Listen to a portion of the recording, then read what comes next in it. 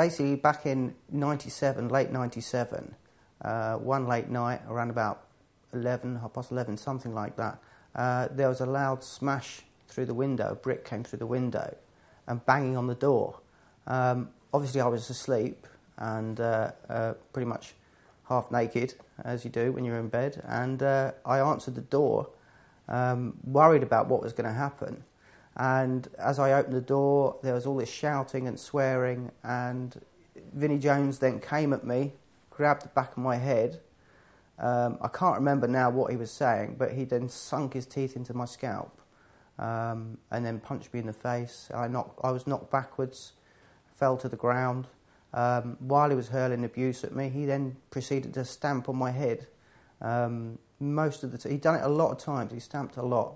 It was mainly over the fact that we own a stretch of property that goes up beside his house, past his house, and he'd put up a gate and locked it and gave us a key. But there was also a stile there, just a little narrow stile for people to hop over. But it meant that we couldn't ride through with the horses. My clients couldn't ride through, and every time a client wanted to go out on the horse, I had to unlock the gate and open it. So I'd asked his gardener, do you think he'd mind if I just took the stile down? Horses can then still go through it, vehicles can't. And his gardener said, yeah, it shouldn't be a problem. I don't think he'd mind. So I took it down.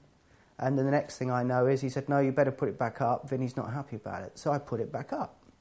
And then, of course, the next thing I know is the smash through the windows. For somebody to come in late at night while you're asleep, and you don't know what the situation is, you just assume, oh, it's my neighbour, something's gone wrong with the horses or something. But no, it was Vinnie, just really in a really angry state.